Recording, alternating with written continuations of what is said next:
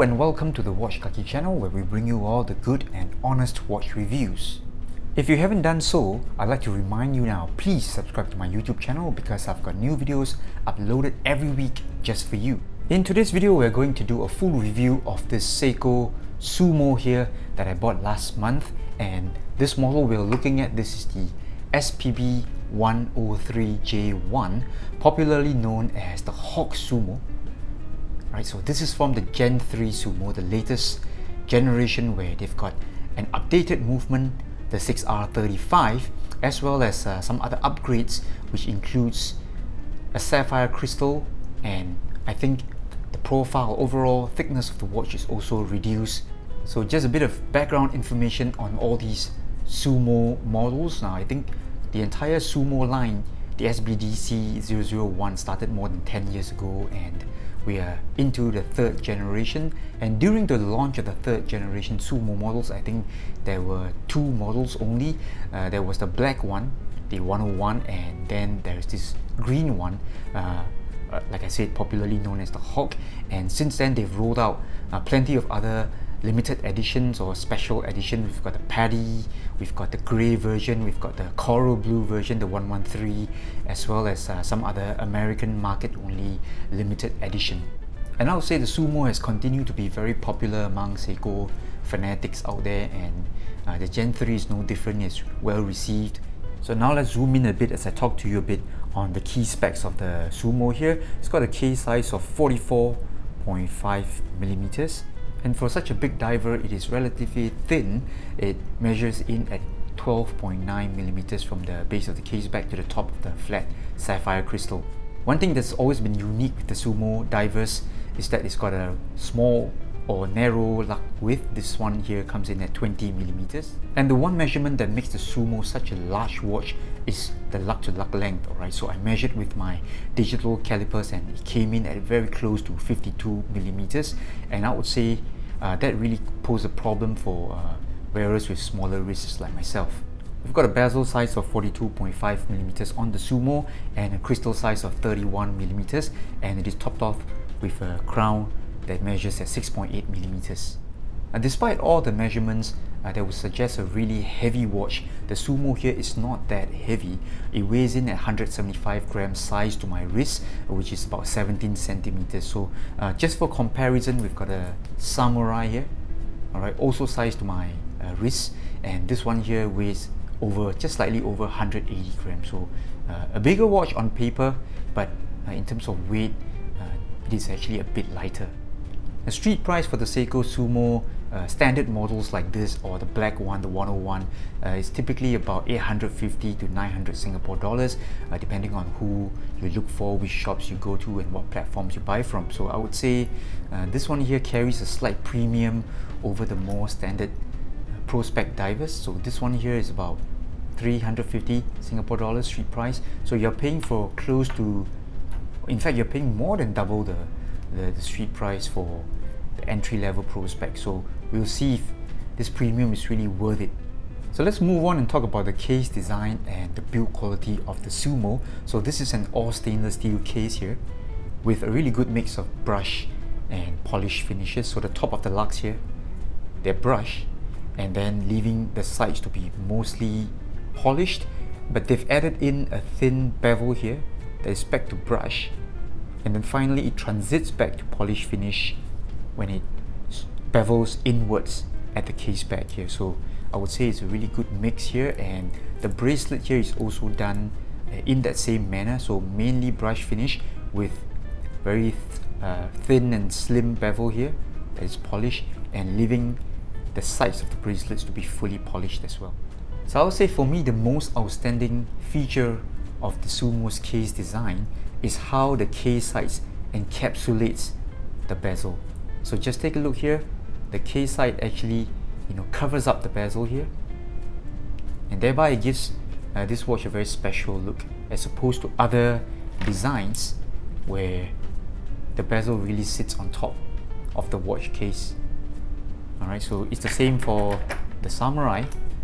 Alright, you will see that the bezel, the crystal, everything just sits on top, whereas over here the bezel and the crystal sort of goes into the case. Alright, so I think that is a really interesting design feature on the Sumo. So back to the question, if the Seiko Sumo is worth the upgrade or the premium over regular Pro Specs divers. Okay, so we are looking at a street price about 850 to 900 Singapore dollars, and the Samurai is typically about 350 Singapore dollars. So is the Sumo really worth more than twice the price of, say, a Samurai or a Turtle? Alright, so looking at the case alone, I would say it's probably worth the premium you pay. But looking at the bracelet here, this bracelet here is still very much the same old Seiko style bracelet. Just take a look at the clasp here. It is folded or stamped. Okay, so the same buckle system, fold over, and everything here is stamped, and with that same diverse extension.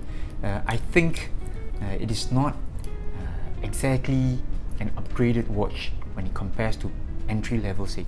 So what I feel here is Seiko has actually dropped in a better movement in a sense. It's got longer power reserve, the 6R35, and better accuracy, a little bit better, and probably better shock protection, as well as adding this sapphire crystal here with AR coating. So I guess that's how Seiko justifies its pricing. So yes, I have to agree, the movement and the crystal is an upcharge already, but I don't think this watch is worth 3 times more than the entry-level Samurais or the Turtles. And now let's move on and talk about the dial design and execution. So this one here, the Gen 3 Sumo, they don't differ that much from the first generation of Sumo design. The case is more or less the same design, where the case sides, sort of eats up the bezel, and the dial layout is about the same with all these round markers, and of course we've got that famous and infamous camel toe at the 12 o'clock marker. So I would say the design very much follows the first gen Sumo until now, but there are some minor differences when it comes to the Gen 3 Sumos. Namely, everything seems to have become slightly smaller, and I would say classier and more elegant. So the markers here at the 6 o'clock, 3 o'clock, 12 o'clock, they have become slightly smaller, as are the dot markers. Now it's got a new handset. The hands are slimmer, longer, thinner, and even the fonts here on the bezel, the traditional cartoonish Sumo fonts. Alright, the fonts were what made this watch get the nickname Sumo in the first place, but they have since replaced the fonts, the really big and bold fonts here. They've sort of changed it back to smaller fonts. I would say it's more elegant this way, and to be honest, I really welcome all these changes. I actually prefer the Gen 3 dial design here. To me, this one looks like a classy, dressy diver, as opposed to the rugged, toolish style of the entry-level models. So this being the Hulk Sumo, right? The Hulk Sumo, of course, we need to talk about this green dial here. Alright, this beautiful green dial, and it is done in the green sunburst. In most angles, it actually looks really dark, and I think you can pass off as a really dark green or even black from afar, but it is really a really nice shade of deep forest green dial. And I think this version here, the 103, I would rate it much higher than a 101. Alright, so the black dial version is, in my opinion, slightly boring. And now I'm just gonna switch off the studio lights to show you how bright the lume is. And alright, just after a short blast with the UV torch, you can see how bright this one lights up when it comes to dark situations. So again, you don't really need to check. Alright, Seiko has the best lume in the business, full stop. And here's a wrist shot of the Sumo on my wrist. My wrist is about 17 centimeters, 6 3/4 inch. So you can see, from the first look, that the Sumo is a really big watch here, and it's really made worse by the really long lug to lug length, 52 millimeters here. I think this is way too much, and my wrist is barely carrying the watch. Okay, there isn't much lug gap here thanks to the curve on the mid case. I'll give you that. It's really nice, and overall the watch isn't very thick. All right, overall thickness is only 12.9 millimeters, so it's actually thinner than many Seiko divers. But the only point worth noting would be the long lug to lug here. So let's do some size comparisons with some of the watches I have with me in the studio.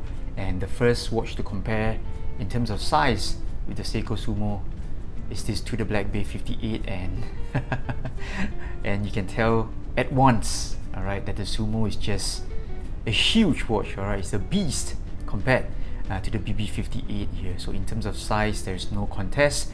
This is obviously the much larger watch, and when it comes to thickness as well, the BB58 coming in at about 12 millimeters, and much of it is due to this high dome crystal here. So the Sumo is obviously thicker as well. And of course, we need to compare it with, you know, an entry-level model here, the Samurai. So you can see that there isn't very much difference when it comes to dial sizes, case size or bezel size. They're about the same, 44, 45, but the main difference will be the lug-to-lug length.